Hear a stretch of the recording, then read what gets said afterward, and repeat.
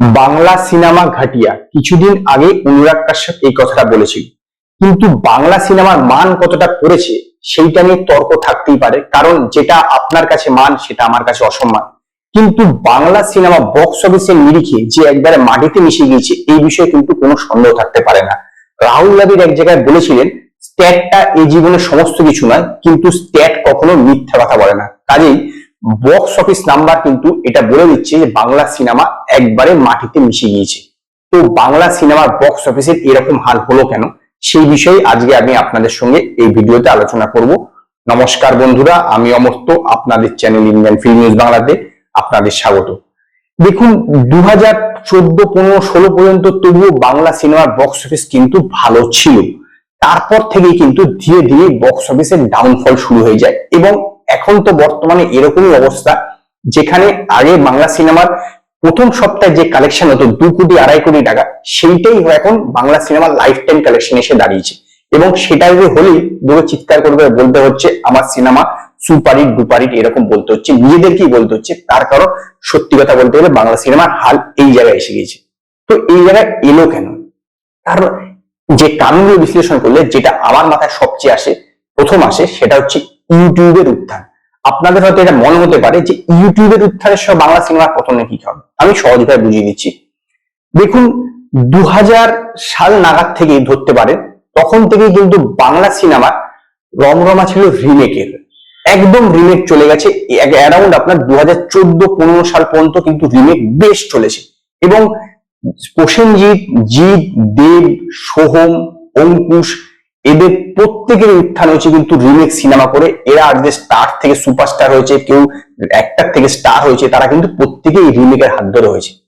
কিন্তু দেখবেন এই 2015-16 সালের পর থেকে, ইউটিউব আগেও ছিল কিন্তু তারপর ইউটিউব একটা বুম হয়, এবং তখনই কিন্তু এই যে সাউথ ইন্ডিয়ান যে সিনেমাগুলো রিমেক করে এরা স্টার সুপারস্টার হতে শুরু করেছিল, সেই সিনেমাগুলো ইউটিউবে অ্যাভেলেবেল হতে শুরু করে দিল।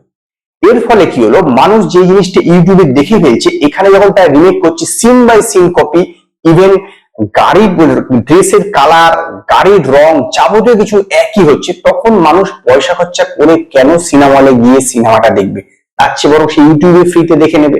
সেটাই তো স্বাভাবিক না, যে আপনিও যদি থাকেন আপনিও সেই কাজটা করবেন। এই যে ব্যাপারটা ঘটতে শুরু করলে, এই যে ইউটিউবের উত্থানটা হলো, এইটার ফলে কি হলো, বাংলা সিনেমা যে রিমেক করার যে রিমেক চলছিল এবং লোকে জানতে পারছিল না যে কোথা থেকে রিমেক হচ্ছে, অরিজিনাল ভার্সনটা, এইটা যখন তারা অরিজিনাল ভার্সনটা দেখে নিতে শুরু করলো, তখন তারা দেখলো যে এর থেকে তো অনেক ভালো হচ্ছে অরিজিনাল ভার্সনটা। তো স্বাভাবিকভাবে অরিজিনাল ভার্সনের সঙ্গে যখনই কম্পারিজন শুরু হলো, লোকে কিন্তু ধীরে ধীরে বাংলা সিনেমার প্রতি আগ্রহ হারাতে শুরু করলো, এবং বাংলা সিনেমার দেখবেন বক্স অফিসে ডাউনফল স্টার্ট হয়ে গেল।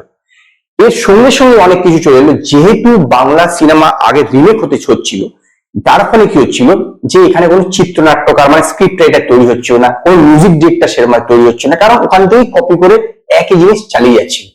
এর ফলে কি হলো, যেই একবার এই রিমেক জিনিসটা বন্ধ হতে শুরু করলো, তখন কি হলো, যেহেতু কোনো স্ক্রিপ্ট রাইটার তৈরি হয়নি, কোনো মিউজিক ডাইরেক্টর তৈরি হয়নি, কোনো কোরিওগ্রাফার তৈরি হয়নি, কোনো অ্যাকশন ডাইরেক্টর তৈরি হয়নি, তার ফলে কি হলো, এরা অরিজিনাল ভার্সন আর বানাতে সক্ষম হলো না।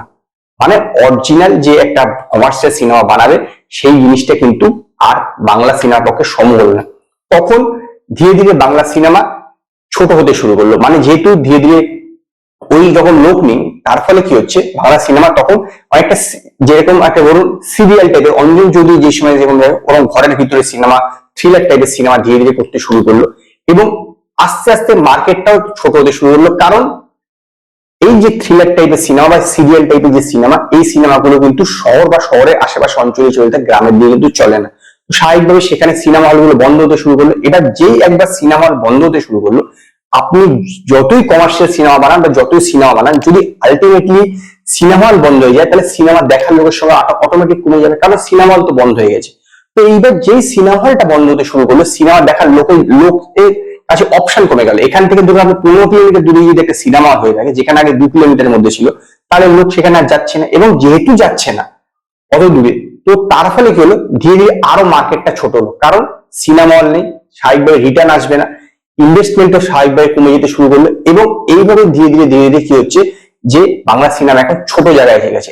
এত ছোটটা জায়গায় এসে গেছে যে সিরিয়াল টাইপের সিনেমাতে শুরু করলো। এর পাশাপাশি হচ্ছে গান। এর আগে দেখবেন গানগুলো খুব সুপারহিট হতো, মিনিমাম 2012, 13, 14 পর্যন্ত তো গানগুলো সুপারহিট হতো, কমার্শিয়াল সিনেমার গানগুলো সুপারহিট হতো। সেই গানগুলোর মানও কিন্তু ধীরে ধীরে পড়তে শুরু করলো। তার কারণ হচ্ছে গানগুলোতে আগে যেরকম খরচা করা হতো সেই খরচাটা এখন তারা করছে না। তার কারণ হচ্ছে এর রিকভারি কস্ট নেই। তো স্বাভাবিকভাবে গানের পিছনে খরচা কমে দিয়ে শুরু করলো, এবং এই যে খরচা কমে দিয়ে শুরু করলো, তাহলে গানের মানটাও ধীরে ধীরে পড়তে শুরু করলো। এইরকম ভাবেই কিন্তু ধীরে ধীরে বাংলা সিনেমা মার্কেট ছোট হতে শুরু করলো, এবং মার্কেট ছোট হতে কারণে বক্স অফিসের নাম্বারও কিন্তু ধীরে ধীরে কমে যেতে শুরু করলো। এবং তার মান বজায় রাখবার জন্য এখন শুটিং খুব কম দিনে হতে থাকে, খুব কম দিনে হয়ে যায়, কারণ তাড়াতাড়ি করতে হবে, একটা নির্দিষ্ট বাজেটের মধ্যে শেষ করতে হবে, একটা নির্দিষ্ট কাজের মধ্যে যাবতীয় কিছু করতে হবে।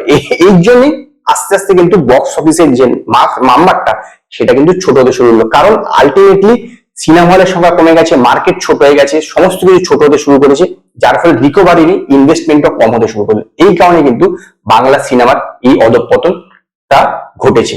অন্তত এটাই আমার মতামত। তো আপনাদের কি মতামত সেটা আপনারা আমার কমেন্টে জান। আপনাদের কি মনে হয় যে এই বিষয়ে বাংলা সিনেমার বক্স অফিসের এই অধঃপতনের কারণটা কি? যদি আপনাদের এই ভিডিও পছন্দ হয় তো লাইক করুন, কমেন্ট করুন, শেয়ার করুন, আর নতুন নতুন আপডেটের জন্য আমার চ্যানেলকে সাবস্ক্রাইব করুন।